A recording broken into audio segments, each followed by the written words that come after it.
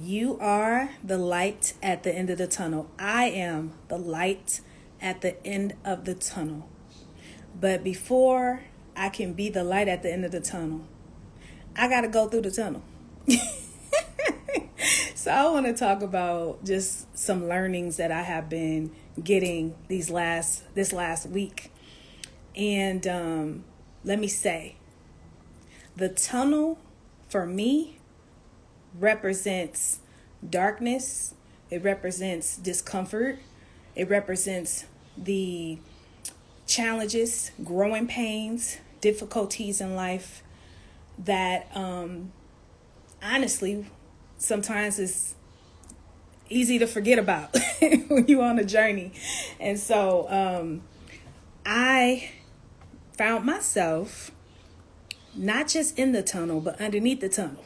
Okay, few days ago, I really just wasn't feeling my best. I was feeling down, feeling lack of motivation, just like I didn't want to do nothing. I didn't want to do it. I actually wanted to it, but I didn't have it in me. It was just, I didn't have it in me to come show up for the world in ways that I expected myself to. And certain goals I had that I didn't hit at a certain time, or, all of those things. And I found myself really swimming in the self-sabotage of it all, really being very hard on myself. And yes, as a coach who works with Black women around being gentle with themselves and putting themselves first, like I am still a Black woman on my own journey of transformation, and there are various different levels to it. So I don't claim to have arrived anywhere. The place from which I speak, the place from which I teach is because of my own life journey. So I just want to be very clear. I am not the coach who is just got it all right. I'm not the person who's got it all right. I am on a journey of transformation, and I'm supporting others in the same, and teaching from that place, speaking from that place, coaching from that place of my own life work. So anywho, I just really found myself in a space that didn't feel good. And what I ended up doing was, well, first of all, it got so bad.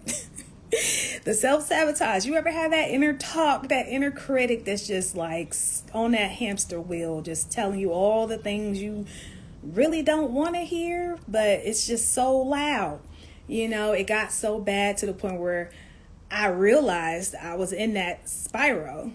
And then I was mad at myself for being in the spiral. So it's just like, now you're deeper in there, because now you're being extra hard on yourself. So anywho, I allowed myself to be with it. I allowed myself to sit in the discomfort of it all. And there was a lot of tears. I definitely, consulted with my coach and got some of her tips and advice, but I still was like cracked open. And I realized I needed it. I needed to cry. I needed to be vulnerable. I needed to be frustrated and angry. I needed to get to a place where I can then ask the question, what is mine to do now? What is the current call? And how do I come out of this? What do I get from this? What do I learn from this? Not stay in how this is impacting my life, but what do I learn from it? And I believe that that's the light at the end of the tunnel. But going through the tunnel first, it's a part of the journey, no matter what journey you're on. Me being a full-time entrepreneur, trying to figure this thing out, okay? Just like, it's a constant experimentation. It's a constant roller coaster. And so it's important for me to remember, and I believe anybody on any type of journey, whether you're an entrepreneur or not, whatever journey you're on, to remember those dips in the road, to remember those low points are going to come. But during those low points, some of the most powerful transformation can happen. And I also say that because it happened to me. Some of you know that I recently shared a workshop called Healing with the Inner Child, right? That workshop wouldn't have came if I wasn't at a low point where I needed to do that healing with myself first. And I wasn't even comfortable sharing it. I wasn't even comfortable like teaching it. But there was something within me, a deeper knowing that cracked open because I allowed myself to be cracked open. I allowed myself to heal. I allowed myself to do the work. And then I gathered the pieces and put them back together, and then held space for Black women to be heard, for Black women to heal their inner child, for Black women to come together in a space with other Black women. That alone was, despite not despite, but in addition to the content and the experience, just bringing us together was healing. And a powerful thing happened that I didn't even know would happen. I was able to listen to my inner voice, to listen to something that was bigger than me. But the only way I was able to get there was to allow myself to fall apart, was to allow myself to go through that tunnel, that darkness, that place, that discomfort, to feel what I needed to feel in that moment, in those times, and then gather myself together so then I can show up for other women, to show up and hold space for others to be able to do the same.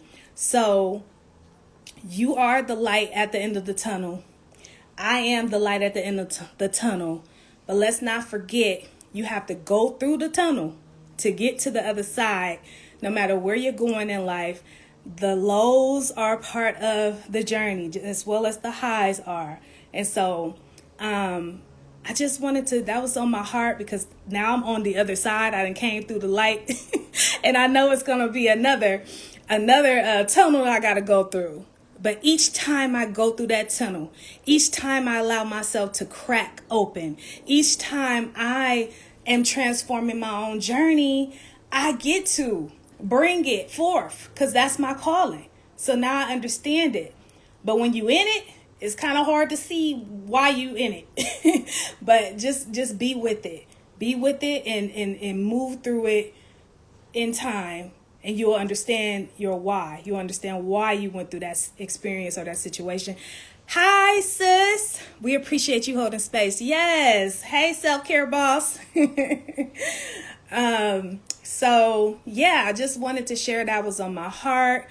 Why you haven't seen my face in a while on these lives, because I had to go within and really do some work. Because like I said before, I'm on my own journey of transformation.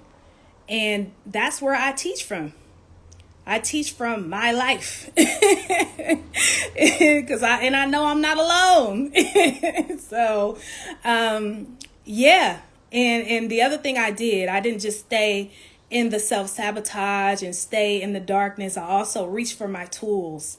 I reached for, the tools that I needed to use. And some of those tools were like, okay, get in the car, take a drive, bring your journal with you. Ask a question to the universe. Ask a question, like what questions you need to ask so that then you could be quiet enough to hear like what the divine guidance is. So, because I didn't know, I couldn't do nothing. I was like, I don't have no motivation to do that. So I need to be clear, like what is mine to do?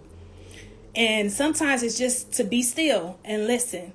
So I pulled my tools out, just kind of allow myself to go through the process. Those quiet times are golden. Yes, indeed. Like super golden. Like when you're in a space where you're feeling stuck and you just don't have any motivation, you don't know what to do next. Because a lot of times we think we got to be doing all the time, right? We got to be doing something all the time. It's like, no, you don't. Sometimes it's very powerful to just be still. And just be still and listen.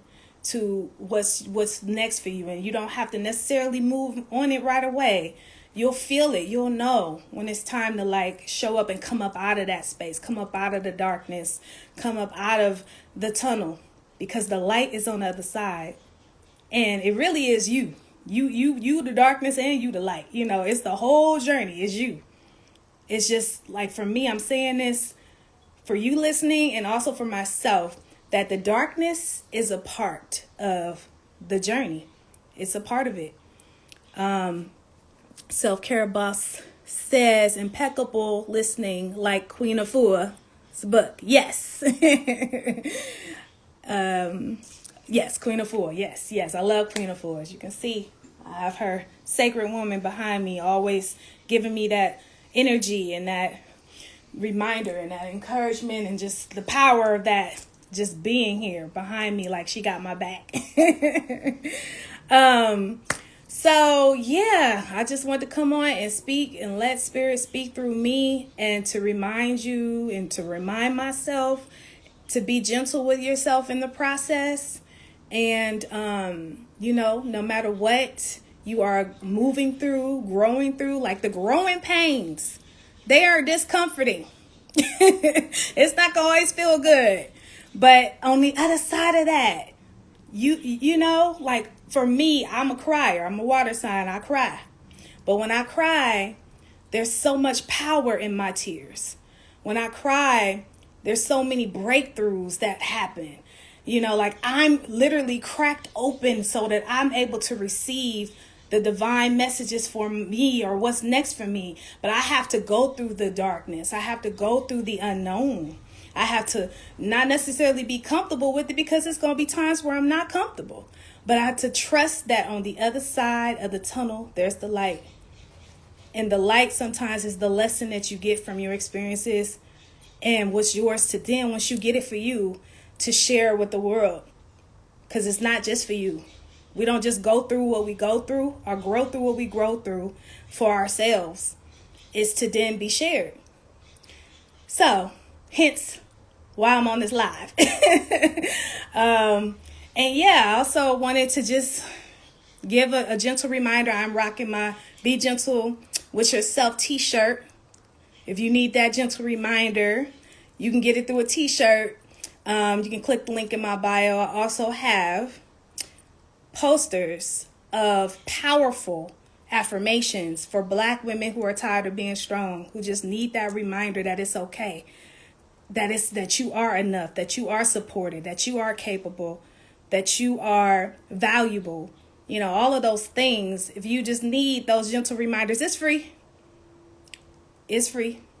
I got a lot of free resources in my bio, as well as some paid ones as well. So just wanted to come on here. I didn't want to just get off without letting you know there's opportunities to get in where you fit in. Okay. So sending love to all of y'all. Thanks for tuning in. I hope you're having a beautiful Monday. And remember, you are the light at the end of the tunnel. Peace, love, and light.